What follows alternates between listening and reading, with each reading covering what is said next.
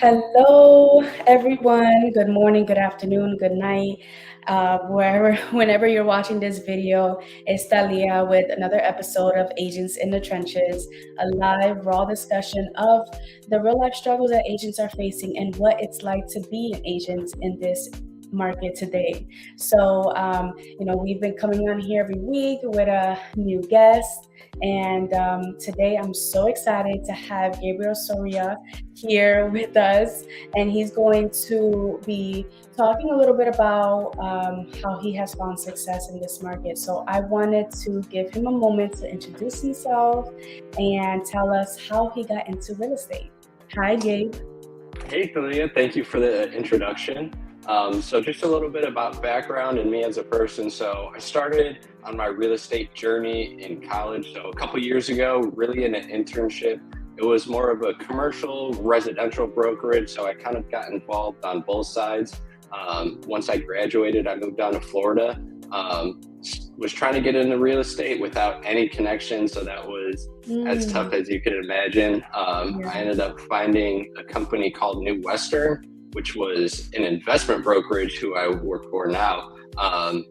And really just a light bulb kind of clicked inside an investment brokerage. And I kind of knew I wanted to steer into that avenue opposed to, traditional residential real estate, more retail side. So I really thought it was just a really perfect fit for me. So I started in December. Since then, I've closed on 24 properties and just keeping it going. So December of last year. Correct. So you're not even a full year in real estate and you already closed. Wow, that is impressive. It really is. And I cannot wait to dissect that a little bit more and, kind of dive a little bit deeper into that because I'm sure it wasn't a walk in the park, right? Yeah, definitely not. So it took a lot of, hard work, dedication, just, I know we kind of talked about it earlier, but just showing up and, being present when, investors have questions, because that's mainly who my customers are more of the investors and not the retail buyers. So with them, with their busy schedules, you never know what they're going to be doing. So you have to kind of stay open and available because, usually when they're available, that's when you need to be available. So that's right. And I think not just with investors, but just buyers and sellers in general, right? Like you have to make yourself available. So when you're talking about showing up, right? Elaborate a little bit on that. What does that mean to you? Yeah, so I think that's one of my, honestly, keys to success. So in a background coming from, collegiate athletics, a lot of what my foundation is built on is showing up, putting in the hard work, the effort, even more so than your peers. And, once I got into my brokerage, my general manager, he mentioned this book, 10X by Grant Cardone. I haven't finished it yet, but it's, I really like the pieces to it. To achieve your goals, you have to do 10 times the work than you thought it would take. So he also mentions in that book, really setting goals that aren't going to be obtainable, because oftentimes, when we're setting goals, we just do surface level. You could potentially set goals that are going to be easy to achieve. And then, if you don't achieve it, it's pretty still lower the bar. And, even though you knew you could potentially get somewhere higher. So I try to set my goals as high as possible. Even if I don't hit them, I'm still going to be far, far further than what I was if I, set a basically ground level goal and didn't achieve it or came super close. So I try to, shoot for the stars. Don't land on the stars, you're still on the moon. So that's kind of something that I really like. I love that, Gabe. And I don't know if you want to share this, right? Because you tapped into 10X. And so what was your goal for this year? If you don't mind sharing. So I don't really break down the yearly goals. Okay. I break it down to more, at our brokerage too, we have monthly goals, and then for every quarter we set quarterly goals. So this past quarter, I believe my goals were every month, 6 sales the first month, 8 sales, and then 8 sales this past month. As far as achieving those goals, first month, I believe I did reach that 6 sales. Last month it was 8 sales, but I had one drop due to some unfortunate circumstances. So I ended up with 7, but still in amazing. A super slow market, having 7 sales, like kind of coming into summer in this, Southwest Florida is still definitely something that I like to hang my hat on. But then this past month, I ended up getting COVID, so I couldn't really work as much. And then I've only had 1 sale this month. So haven't really had the best of months, but that's kind of why we're here in the trenches. So Exactly. So, I love that. And thanks for being transparent. I mean, it takes some vulnerability to talk about that, right? To say, okay, I had this goal, I reached it in these months, and then I kind of fell short. And recently, right? Because I mean, this is life, right? Things happen. People, you got sick. I mean, things there's some things that we can't control, right? So, and that is the way of life. And I think, you hit on a couple of points that I kind of wanted to elaborate a little bit more on. But you said going the extra mile, right?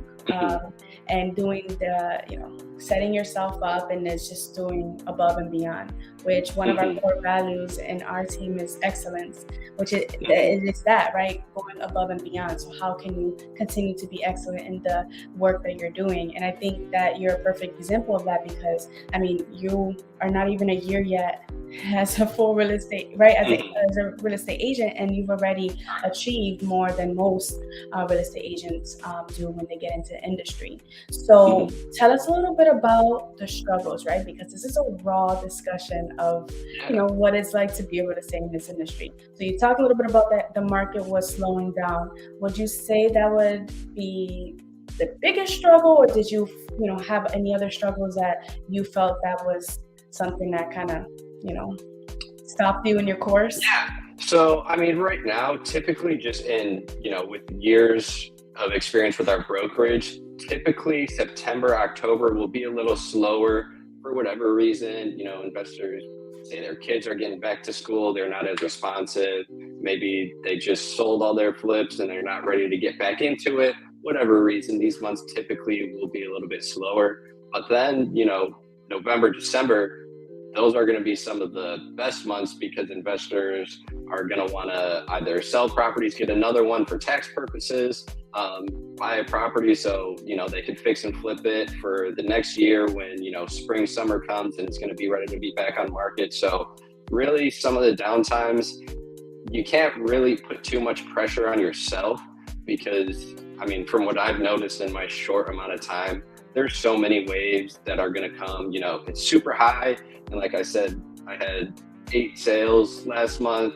I was right on a wave, but also in that time, it's like there's so much going on with every single closing, and there's so much stuff, and it's like, man, I could really use a break right now. But then in this time, like in a very short span, the roller coaster went all the way back down, and it's like, man, I really need to put some more pressure on myself to, show up, find new buyers. Because with what I'm doing, and I can't speak for every agent, just because the investment side is a little different. So, if I can't do it with the investors I already have in my network, you need to really dig deep, work hard to find new investors. And, that just takes time and effort. It's not a skill. It's not, only certain people can do that.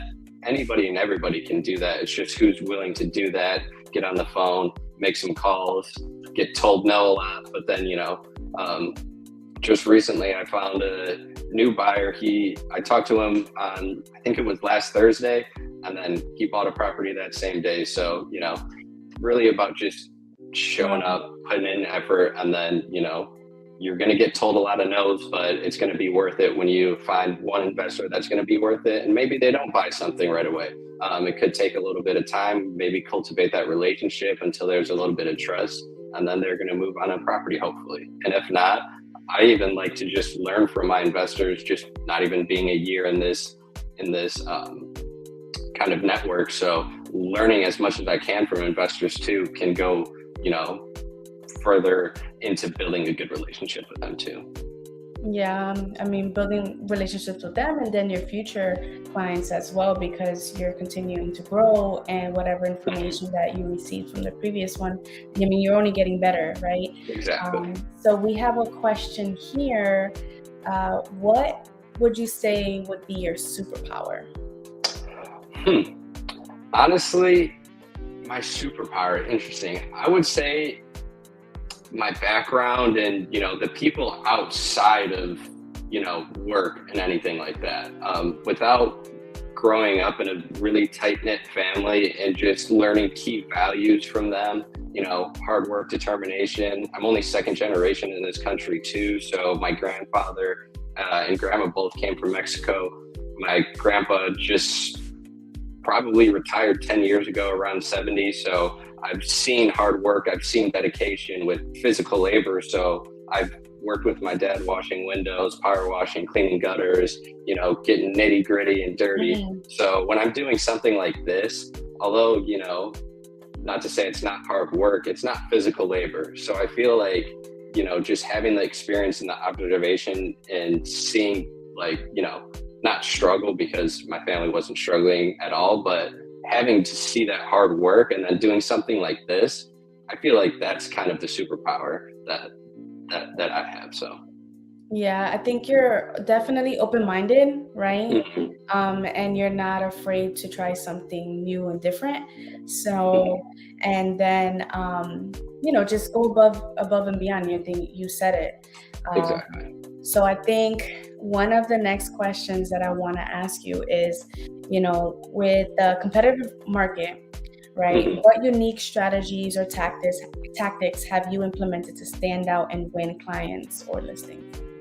Yeah. So with us, I mean, sometimes we deal with some heavy hitters that are in the market. They already have their, um, let's say, wholesalers. They work with agents already. So to get them to come and work with me, um, our kind of background, we don't represent any of our buyers just because we work a little differently. So kind of how I tell people that already have their structure to their business, I'm like, hey man, I know you're buying, let's say, 5 properties a month, something like that, 5 properties a year. I'm not trying to change any way of how you operate, but if, you know, what's the worst that can happen if you see a property and you want to move on it with me, you know, maybe I could be not take over all 5 of your buys for a month or a year or whatever it may be, but maybe you can add a six if the numbers make sense, things like that. So I think it's just being a human with these investors because, you know, they're super busy 24/7 dealing with, you know, trying to find properties,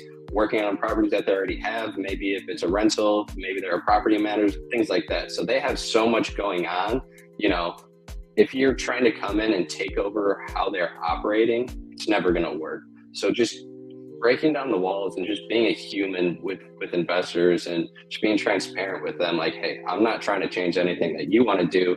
um, I just really want to help you out, and, you know, I'm not going to bug you 24/7, but if there's a property I think you're going to be interested in, I'm definitely going to give you a call. And to say that you're going to buy everything that I think you're going to be interested in doesn't make sense. So, you know, as long as you give a little feedback, that's all I ask. So yeah, it's Yeah, I love that. I love that because you're connecting with the person and you're also letting them know, like, I have your best interests at heart. I'm not exactly, coming in to kind of change anything, but I want to, benefit. I want to help you benefit, right? exactly. And then, you're building the relationship like you're saying. Um, Hmm. I love it here. Lucy's in the comments and she says, we have to do a part two with Gabe so I can join in.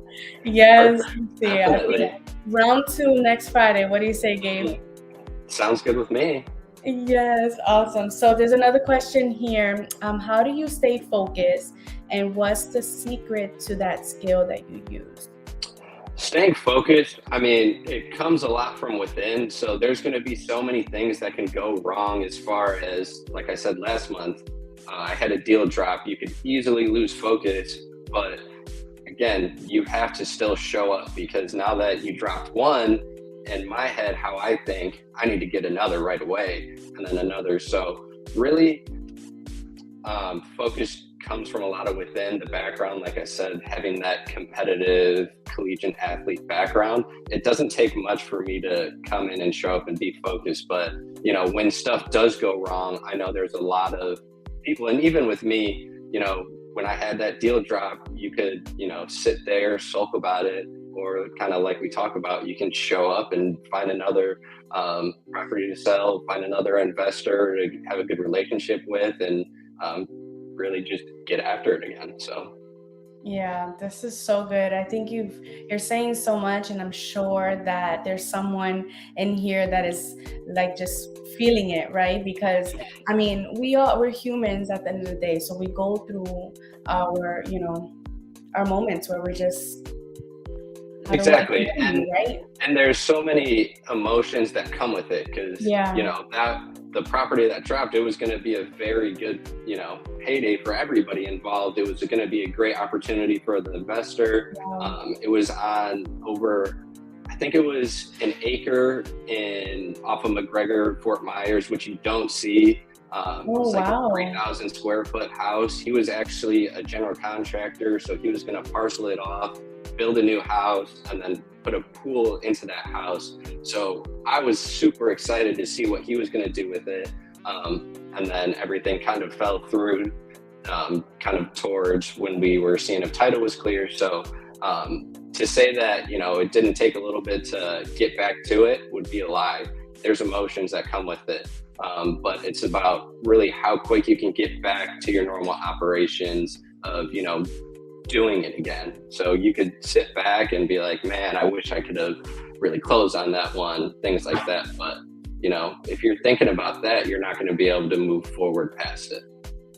So in those moments where, you know, something like that happens, right? Everyone's really excited and you're, you know, super in it, and then it just falls. Talk to me about like that moment that it clicks where you're like, you know, you feel Mhm. you know, everything goes down a little bit because you're upset. I mean, it's okay to Yeah. be upset, right? Hmm. But you know, you mentioned that you know, it's about how quickly you can get back into it. Hmm. So what was that thought or that I don't know, motivation or something that flipped the switch and got you to go right back into it sooner than Yeah. later? Honestly, this wasn't one of the first properties that dropped. So just understanding that this can be the nature of the beast that we're all in, really helps you, you know, helps you, let's say, not take it to heart as much, because there's nothing that I could have done to change what happened with that property. There's nothing that the investor could have done to change that. There's nothing the title company could have done. So it's not on anybody. So to Mm, take the blame on it, which some people can, I can't speak mm, for anybody else, but yeah. again, just understanding that it's the nature of the beast, and you know, ultimately, today's work is tomorrow's paycheck. So that's kind of a saying that my general managers say. So the work you put in today is only going to benefit you tomorrow. So if you're constantly thinking about, you know, the past and the property dropping, you're not ultimately building to that future success. So Boom. I think we can end it right there. No, that's perfect. I think that's really, you know, I love what you said, and it's true. I mean, you know, it's kind of crazy because we talk about, you know, you have to, when you're working with clients or whatever, you know, you want to be present, you want to be mhm, you know, focused, you want to be all in, you want to show that you have their best interests at heart, right? So in that area, you have, you know, the majority of your heart in it. And then mhm, when something, you know, goes wrong, or you know, deal falls or whatever the case may be, now you have to be, I guess, emotionally intelligent to be able to detach, you know, your heart from it definitely. a little bit, right? Yeah. To be able to say, okay, you're right, there's nothing that I could have done. No, you know, this wasn't on anyone. You know, this is Hmm. just what happens. This is the industry that we're in. So I think Definitely. emotional intelligence is probably, you know, a Yeah. really key factor in being able to Hmm. detach yourself from that, to like Lucy says, pick yourself up and dust yourself off, right? Hmm. Yeah, and definitely too, to say that it's all my emotional intelligence too. Um, would be a little bit of a lie. I'd like to think I am pretty emotionally intelligent too, but it also comes down to the people that you have around. So all of our other agents in the brokerage have gone through similar things. So, our general manager, Milton, he's always there, not harping on us, not hounding down our necks or anything like that, but he's been doing this for about 3 years and he's seen it all. So he can tell if, something's off and maybe you're not working as hard for whatever reason. And he's always there to pick us up. So to say it's all us would definitely not do everybody at my brokerage justice. Yeah, Milton is great. Lucy always says the power of proximity, right? So Exactly. being with a good group of people and, everybody kind of feeding off of each other's energy and being able to pick somebody up, it's very important. So to have a good group and a good person like Milton on your side is awesome. But I think I'm going to wrap this up now because I do have to go. I'm actually at a closing at the moment. So thank you. I appreciate that. But we are going to go for round 2 next Friday. We got to coordinate the time with Lucy so like that we can even go deeper into this conversation because I think that we just kind of got surface level. But we definitely want to go a little bit deeper and see, how else we can, just kind of like just spread the knowledge, right? And help people get out of this funk because there's a lot of people in this funk. The market has shifted and it's a little bit harder to put deals together. So someone like yourself coming in and saying, hey, I'm doing it. I can show you how. Like, let me just give you my little tips and tricks. Is awesome. This is what Agents in the Trenches is all about. So I appreciate you so much, Gabe, for coming on and sharing your golden nuggets. And we cannot wait for the second part of this. So guys, if you're watching this live, hit #live, replay, put #replay so we can know what time people are tuning in. That also helps us determine, okay, what time is the best time to do this? We want to capture as much people as, live as possible. So I hope everyone has an amazing day. And thank you so much for joining, Gabe. I don't know if you want to close it off with any encouraging words. Yeah, kind of like I hit on before, today's work is tomorrow's paycheck. So I know it may be harder, but the more work you put in, and then once you kind of get a little smarter about how you're working and where to put that, hard work in, it'll definitely pay off. Boom, mic dropped. Thanks, Gabe. Enjoy, everybody. Have a great day. Thank you. Bye.